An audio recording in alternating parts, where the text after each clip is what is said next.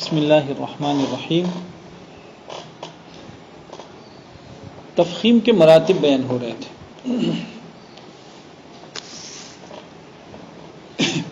آپ جانتے ہیں کل جیسا کہ ہم نے سمجھا تھا، سنا تھا کہ تفخیم کے اعلی اختلاف الاقوال 2 قول ہیں، 4 مراتب اور 5 مراتب۔ تو چاہے 4 ہو چاہے 5 ہو، لیکن تفخیم میں کمی بیشی کے یہ جو درجات ہیں یہ حرکات کی بنیاد پر ہے۔ یہ کمی بیشی کرنا کس کا کام ہے؟ حرکت کا کام ہے، ورنہ تفخیم جس سے پیدا ہو رہی تھی، تفخیم کا جس سے وجود ہو رہا تھا، زبان کی جڑ کا تالو کی طرف اٹھنا، اس میں کبھی کمی بیشی نہیں ہوئی۔ ایسا نہیں کہ یہ زبان کی جڑ کسی وقت میں بہت اٹھی، کسی وقت میں تھوڑی اٹھی۔ جب بہت اٹھی تو تفخیم بہت زیادہ پیدا ہوئی، اور جب تھوڑی اٹھی تو تفخیم کم ہوئی، ایسا نہیں ہے۔ زبان کی جڑ کا تالو کی طرف اٹھنا تو حروف مفخمہ میں ہم وقت یکساں ہوتا ہے، ہر وقت ایک ہی انداز کا ہوتا ہے۔ پھر کمی بیشی آتی کہاں سے ہے؟ کہاں حرکت آ کے اس میں کمی بیشی کرتی ہے، جیسا کہ ہم نے کل سمجھا کیسے کمی بیشی ہوئی، کل سمجھا ہے اس کو۔ اسی کا خلاصہ کہا کہ حروف مفخمہ میں تفخیم کے باب میں جو کمی بیشی ہم سمجھے ہیں، یہ کمی بیشی نتیجہ ہے حرکات کا۔ یاد ہوگا کل بات ادھوری ہم نے کہاں سے چھوڑی تھی کہ تفخیم کا چوتھا درجہ، آپ نے جو 5 درجے پڑھے تھے ان میں کا چوتھا درجہ تھا جب حروف مفخمہ ساکن ہو۔ آپ نے فیض العزیز میں تفخیم کے جو 5 مراتب پڑھے ان میں کا چوتھا درجہ کب؟ جب حروف مفخم ساکن ہو۔ اور فوائد مکیہ میں ساکن کا کوئی درجہ نہیں ہے، ابھی آپ پڑھیں گے۔ ظاہر بات ہے کل یہاں سے بات چھوڑی تھی کہ جب تفخیم میں کمی بیشی حرکات کرتی ہے، مفخم جب ساکن ہو تو وہ حرکت سے عاری ہوتا ہے، خالی ہوتا ہے، تو اس کا درجہ ہی کیا ہو سکتا ہے؟ لہٰذا اس کا کوئی درجہ نہیں۔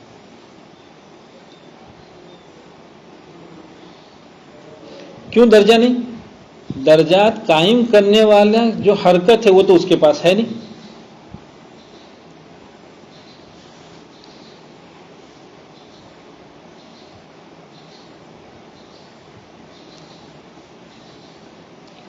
تو پھر جب حرف مفخم ساکن ہوگا تو کیا کریں گے؟ کتنی تفخیم لائیں گے اس میں؟ تو کہا ما قبل۔ ما قبل میں اگر فتحہ ہے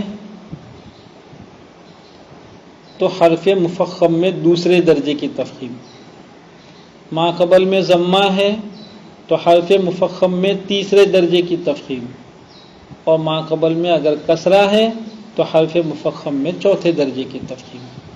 یوں تفخیم کے درجات تو 4 ہی ہیں۔ دیکھیں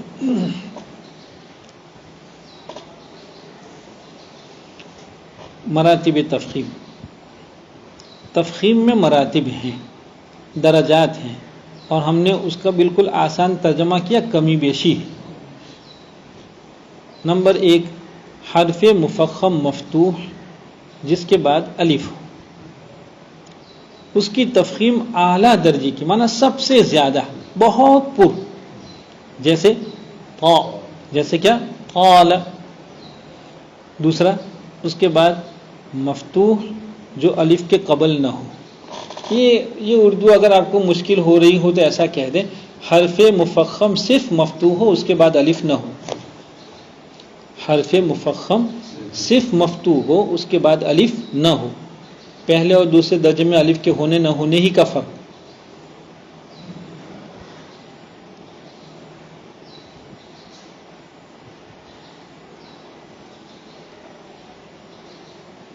جیسے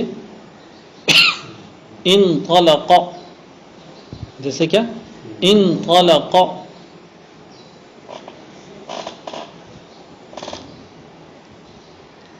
نمبر 3، اس کے بعد یعنی اس سے بھی کم، دوسرے درجے سے بھی کم تفخیم، وہ جب یہ کیا ہو، حرف مفخم مضموم ہو، ضمے والا ہو. محیط،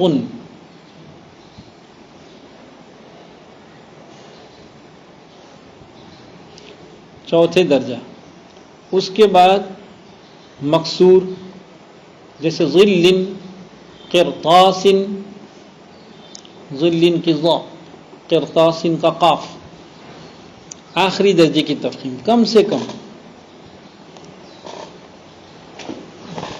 باریک نہیں ہو جائے گا، رہے گا تو پر، لیکن تفخیم بالکل آخری درجے کی. یہ جو 5 نمبر لگا ہے نہیں، یہ 5 نمبر نہیں ہونا چاہیے، یہ کوئی نمبر نہیں ہے.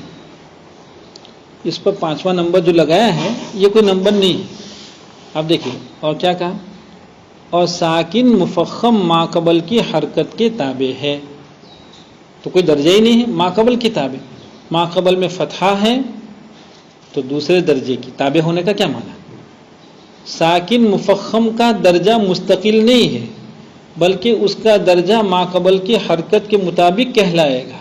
ماقبل میں فتحہ ہے تو فتحے کی حرف مفخم مفتوح کا جو درجہ ہے وہ درجہ اس کا ہوگا، مفخم مضموم کا جو درجہ ہے وہ اس کا ہوگا. یہ لہذا یہ 5 نمبر جو لگا ہے نہیں، وہ 5 نمبر نہیں ہونا چاہیے کتاب میں. اس کو اگر کاٹ بھی جائیں تو صحیح ہوگا، یہ کوئی درجہ ہی نہیں ہے مستقل. مثل یقطعون، یرزقون. دیکھو یرزقون مثال لائے، دیکھا آپ نے، صرف مستعلیہ کے درجات نہیں بیان ہو رہے ہیں، مفخمہ کے درجات بیان ہو رہے ہیں. بتلایا تھا آپ کو کہ مفخمہ کل ملا کے کتنے ہیں؟ 10 ہیں، اس لیے آپ را کی مثال بھی لا رہے ہیں. جی ہو گیا، 2 مثالیں ہو گئی، فتحے کی اور ضمے کی. ارصاد، مرصاد، تو مرصاد کی جو را ہے ماقبل کسرہ ہے.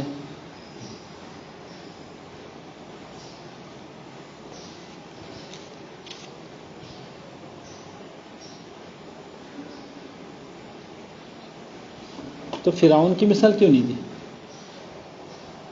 سمجھ رہے ہیں کیوں نہیں دی؟ اس لیے کہ یہاں رائے مفخمہ کی گفتگو ہے اور فرعون کی راہ تو باریک ہوتی ہے.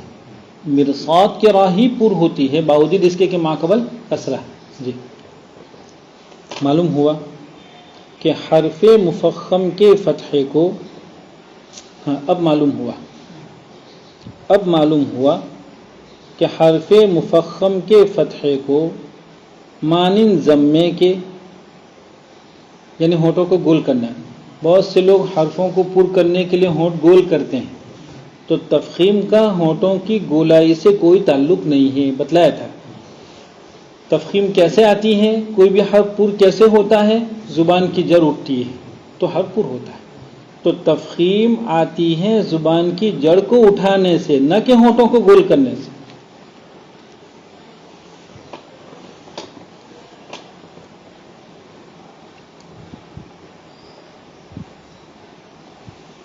اب جو لوگ حروف مفخمہ کی تفخیم کے لیے ہونٹ بھی گول کرتے ہیں، قول، جیسے کیا قو، تو یہ قو کیا چیز ہے؟ یہ ہونٹ کیوں گول ہوا؟ بھئی ہونٹ گول ہوتا ہے ضمے کے لیے، ہونٹ گول ہوتا ہے واو کے لیے. قال کے قاف میں نہ تو ضمہ ہے اور نہ واو ہے، پھر ہونٹ کیوں گول ہوا؟ تو کہا کہ قاف کو پر کرنا ہے. تو کہا ہونٹوں کی گولائی تھوڑی پر کراتی ہے، پر کرانے والی تو زبان کی جڑ ہے. معلوم ہوا کہ یہ جو ہونٹ گول ہوا ہے وہ کسی طرح صحیح نہیں ہے.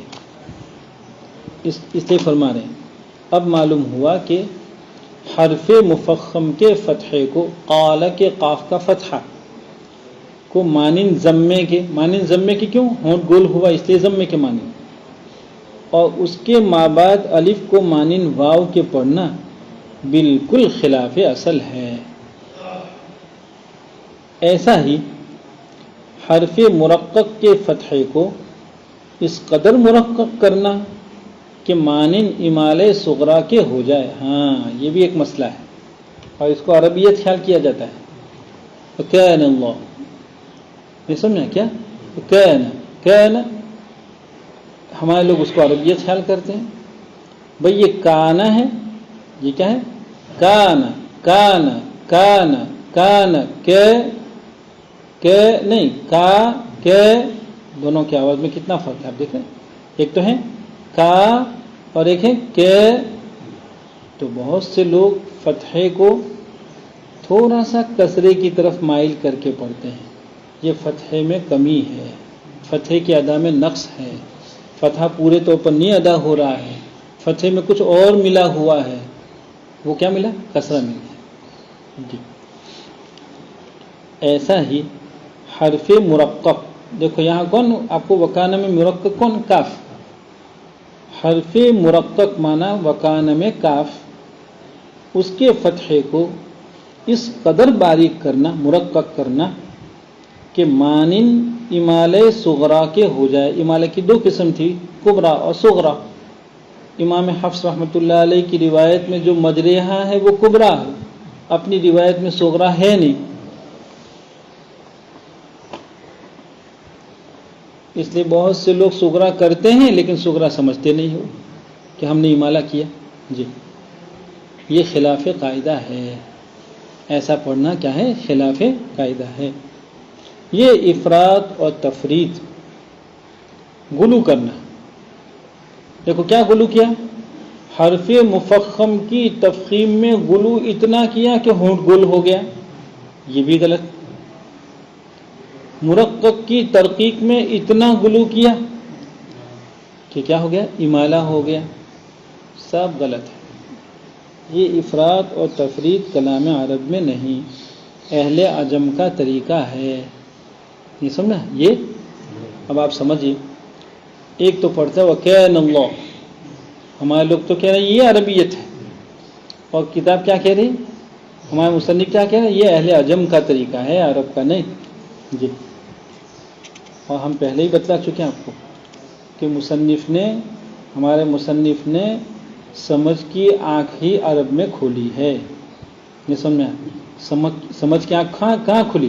وہ تو 3 سال کی عمر میں چلے گئے تھے. جی دوسری فصل نون ساکن اور تنوین کے بیان میں. دیکھیں نون ساکن اور تنوین دونوں ایک ساتھ بیان کیا. آپ جانتے ہیں ویسے دونوں الگ الگ چیزیں ہیں، نون ساکن الگ ہے اور تنوین الگ ہے.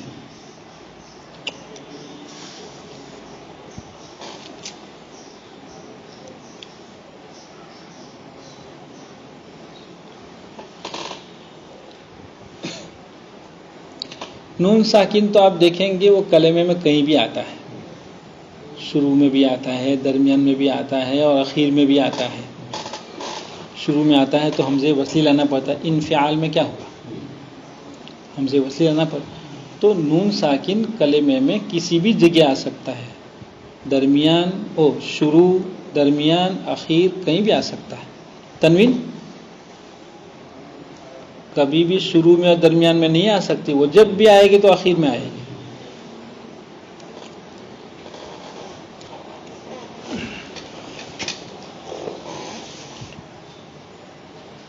نون ساکن لکھنے میں اپنی ایک شکل رکھتا ہے.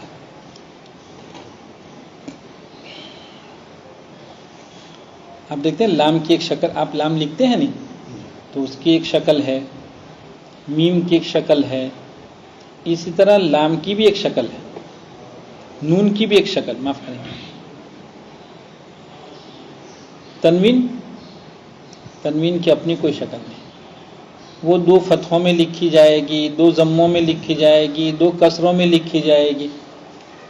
معلوم ہے اس کی ذاتی کوئی شکل نہیں ہے.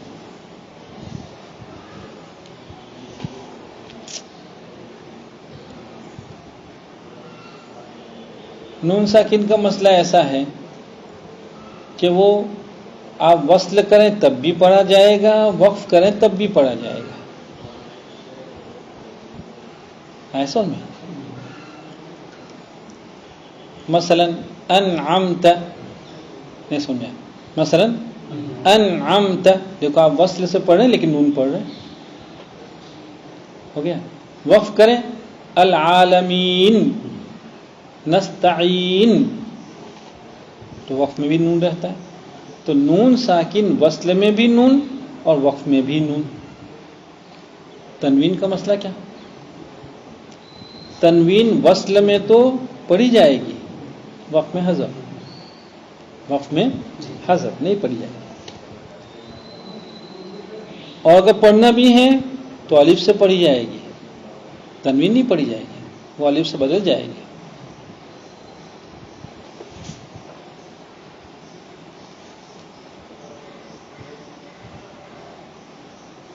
لیکن تلفظ دونوں کا ایک.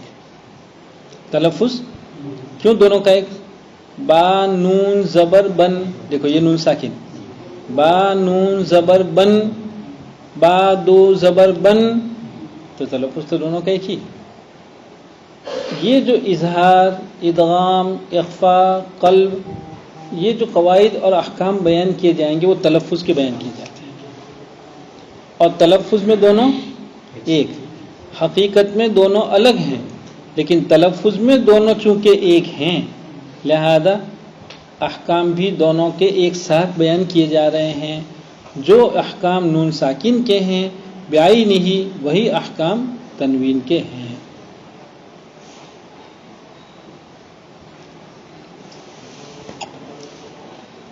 پھر ایک مرتبہ کہہ رہا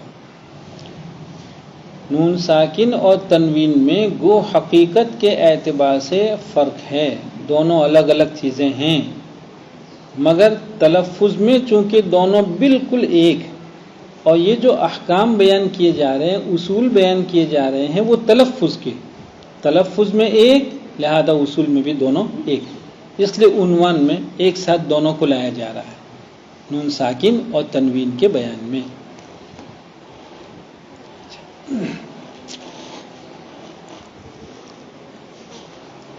کیا کہا؟ نون ساکن اور تنوین کی 4 حالتیں ہیں. دیکھو یہاں عبارت تھوڑا کمپوزنگ میں گڑبڑی ہوئی ہے. نون ساکن اور تنوین کے نے، تنوین کی 4 حالتیں ہیں، یا اگر کے لانا ہے تو 4 حال ہیں، حالتیں نہیں ہونی چاہیے پھر اگر کے لانا ہے تو. جی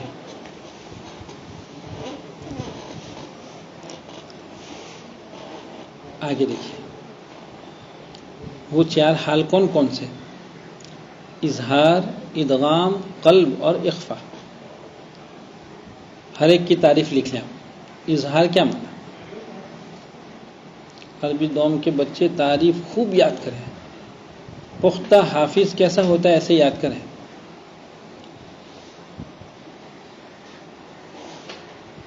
اظہار کس کا نام؟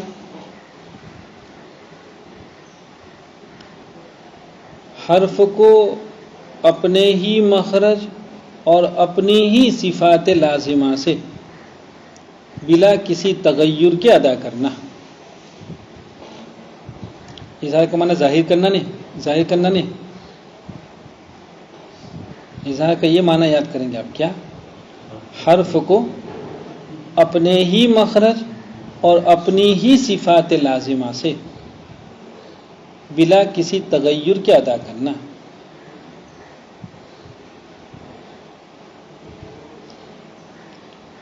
ایک تعریف اور لکھ لیجیے. حرف کو اپنے ذاتی تقاضے کے مطابق ادا کرنا.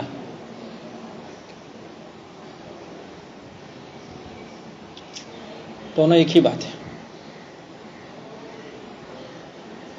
دیکھو بتلایا تھا جب صفات عارضہ کا بیان شروع ہوا تو بتلایا تھا کہ حرف بنتا ہے 2 چیزوں سے، مخرج اور صفات لازمہ. لہذا آپ نے دوسری تعریف میں لکھا کیا؟ حرف کو اپنے ذاتی تقاضا، تو ذات نام ہے 2 چیزوں کا، مخرج اور صفات لازمہ. تو ذاتی تقاضے کے مطابق مانا مخرج سے اور صفات لازمہ سے ادا کرنا. اور یہی آپ نے پہلی تعریف میں کہا. معلوم ہوا تعریف میں کوئی فرق نہیں ہے، صرف تعبیر کا فرق ہے. تو پہلی تعریف کیا کی آپ نے؟ حرف کو اپنے مخرج نہیں، اپنے ہی مخرج ایک اور اپنی ہی صفات لازمہ سے بلا کسی تغیر کے. یہ تو آپ نے سمجھ لیا کہ اپنا ہی مخرج، یہ بھی سمجھ میں آ گیا. پھر کیا؟ اپنی ہی صفات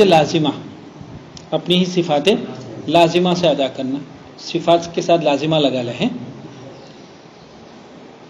یہ بھی سمجھ میں آ گیا. آگے کیا کہا؟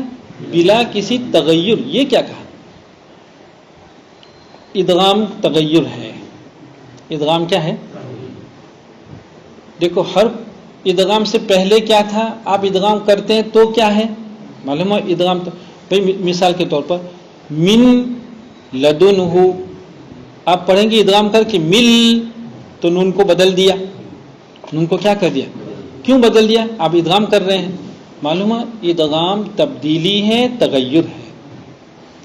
آپ نے جب عبارت میں تعریف میں کہا بلا تغیر، تو بلا تغیر میں جتنے بھی تغیرات ہوں گے سب کی نفی، کوئی تغیر نہیں ہونا چاہیے. وہ تغیرات کون کون سے؟ نمبر 1 ادغام نہیں ہونا چاہیے. ادغام ایک تغیر ہے، وہ نہیں ہونا چاہیے. نمبر 2 اخفاء ایک تغیر ہے. کیوں تغیر؟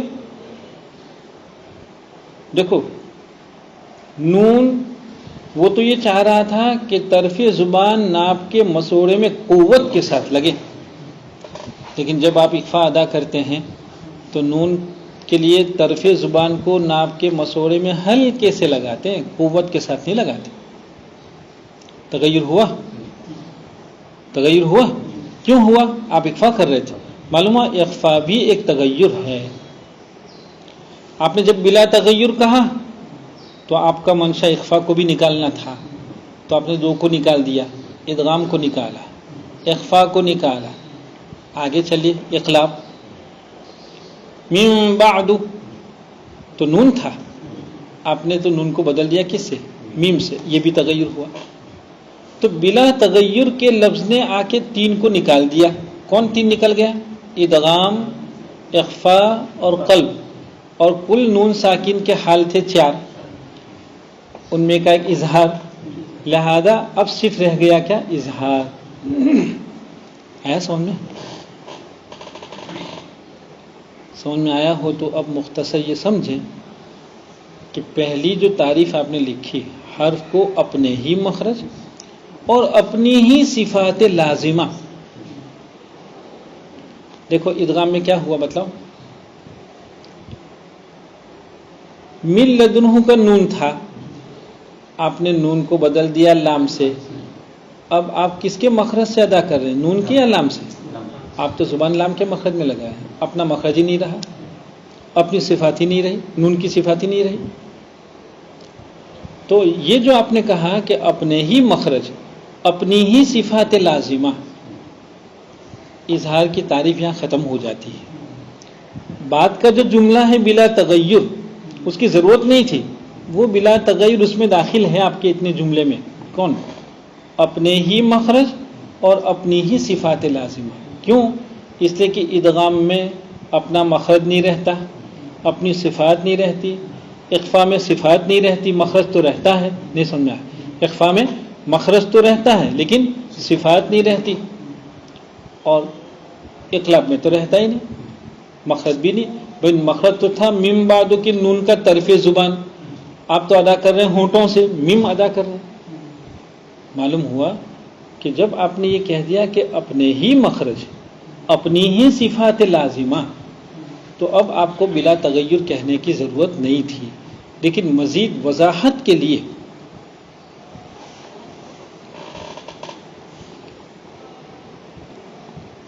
بلا تغیر کے جز کا بھی اضافہ کیا جاتا ہے.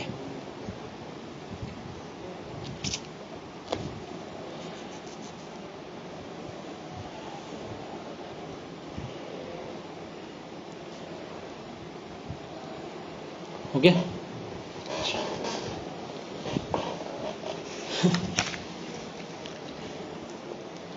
آگے دیکھیں، اظہار کی تعریف ہو گئی. ہم کہتے ہیں کہ چاروں کی تعریف یاد کرنی ہے آپ کو. اظہار کی تعریف تو ہو گئی. اس کے بعد نمبر ہے کس کا؟ اخفا. اس کے بعد نمبر ہے ادغام. ادغام کی کیا تعریف؟ مدغم کو مدغم فی میں داخل کر کے اس طرح مشدد ادا کرنا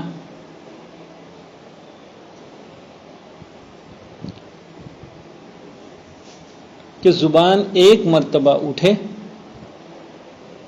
اور دیر دو حرف کی لگے.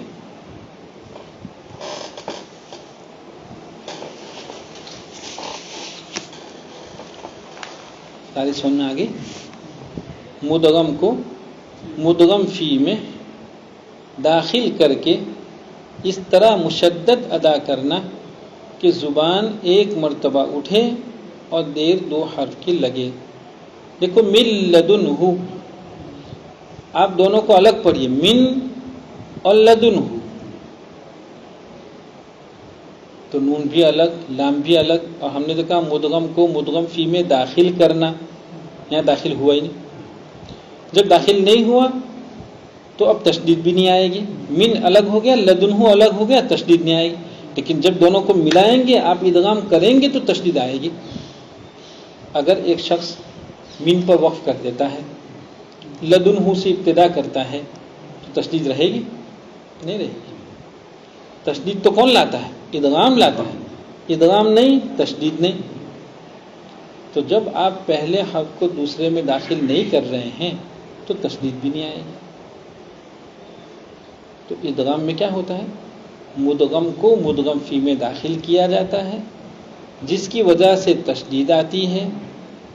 داخل کرنے کا ایک فائدہ یہ ہے کہ اب آپ کی زبان کو ایک ہی مرتبہ عمل کرنا پڑے گا. پہلے تو نون کے لیے اس کے مخرج میں لگے گی، پھر وہاں سے ہٹے گی، پھر لام کے لیے لگے گی، تو دو دو مرتبہ لگنا پڑتا تھا. اب اس کو ایک ہی مرتبہ لگنا ہے. تو زبان کے لیے کام ہلکا ہو گیا. زبان ایک مرتبہ اٹھے، لیکن دیر، زبان لگی لام کے مخرج میں اور لگی رہے گی. کتنی دیر لگی رہے گی؟ دو حرفوں کو ادا کرنے کے لیے جتنی دیر لگی رہتی اتنی دیر لگی رہے گی.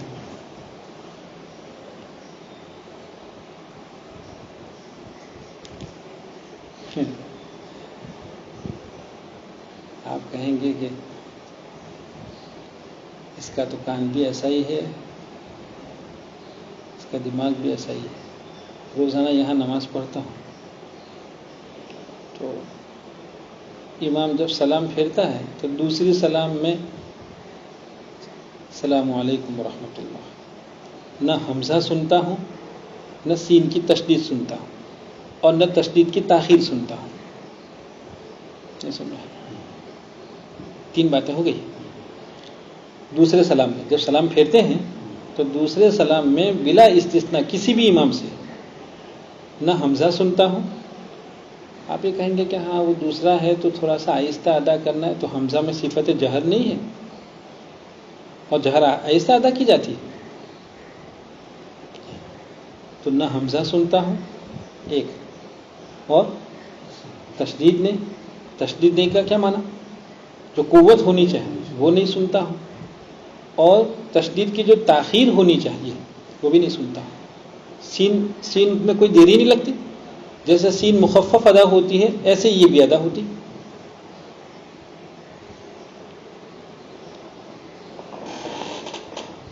اللہ کرے یہ باتیں سب سمجھیں. ایسا لگتا ہے کہ جو ہے وہ سب دھیرے دھیرے ختم ہو جائے گا. جب تخصص پڑھنے والے گھر کے لوگ جب وہی ان چیزوں کا خیال نہیں رکھتے ہیں، وہی نہیں سمجھتے ہیں، تو گاؤں کی مسجد میں جا کے ایسی باریکیوں کو آپ کہاں تلاش کریں گے؟ اور تلاش کرنا بیوقوفی ہے.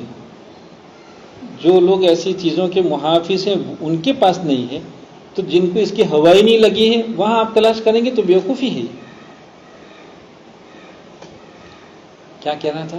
ادغام سمجھا رہا تھا کہ مدغم کو مدغم فی میں داخل کر کے اس طرح مشدد ادا کرنا ہے کہ زبان ایک مرتبہ لگے اور دیر 2 حرف کی لگے. یہ سمجھا رہا تھا، دیر 2 حرف کی لگے. جی ادغام کی تعریف ہو گئی. آگے اخفا. اخفا کی تعریف کیا؟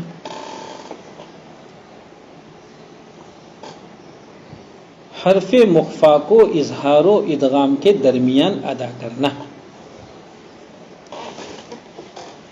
حرف مخفا کو اظہار و ادغام کے درمیان ادا کرنا.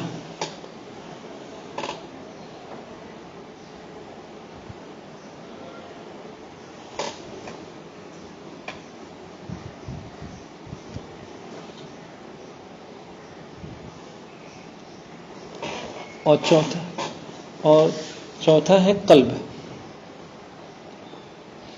اس کو قلب کہنا چاہیے، اقلاب نہیں کہنا چاہیے. نہیں سمجھ میں؟ یہ خود بدل جاتا ہے. من بعد، بچہ اقلاب کا کوئی قاعدہ جانتا نہیں. عوام کوئی جانتی نہیں کہ قلب کیا ہے اور کیا کس سے بدلتا ہے. لیکن وہ عوام کبھی انبیاء کو انبیاء بولتے ہیں. نہیں سمجھا؟ انبیاء کو وہ کبھی انبیاء بولتے ہیں، نون کے ساتھ بولتے ہیں. وہ زبان خود سرک جاتی ہے. لہذا اس کو قلب کہنا چاہیے، اقلاب نہیں کہنا چاہیے. خود بدل جاتا ہے.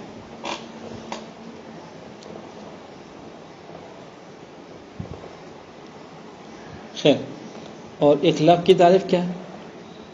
نون ساکن کو میم سے بدل کر ادا کرنا. نون ساکن کو میم سے بدل کر ادا کرنا. یا اور تھوڑا سا آگے بڑھیں گے تو نون ساکن کو میم سے بدل کر اخفا کے ساتھ ادا کرنا. اخفا کے ساتھ کب ہوتا ہے یہ الگ بات ہے، لیکن جب ہوگا تو یہی ہوگا. کچھ نہیں سمجھا تو لڑکا بات سمجھا کیا؟ تو کہہ رہا تھا کہ با سے پہلے آئے، یعنی با سے پہلے کی ضرورت نہیں. ہاں کیا کہیں گے؟ نون ساکن کو میم سے بدل کر اخفا کے ساتھ ادا کرنا، اس کا نام ہے قلب. بس عربی دوم کے بچے یہ چاروں تعریف خوب اچھے سے یاد کرے ہیں. اور نون ساکن اور تنوین کا فرق بھی، اور ان میں فرق ہونے کے باوجود دونوں کو ایک ساتھ کیوں بیان کیا جا رہا ہے اس کو بتلایا. کیوں ایک ساتھ بیان کیا جا رہا ہے؟ کہ یہ جو احکام بیان ہو رہے ہیں وہ تلفظ کے، نون ساکن اور تنوین گو حقیقت کے اعتبار سے کتنی ہی الگ ہوں لیکن تلفظ میں دونوں ایک، اور احکام بیان کیے جاتے ہیں تلفظ کے، اس لیے دونوں کو ایک ساتھ بیان کیا جا رہا ہے.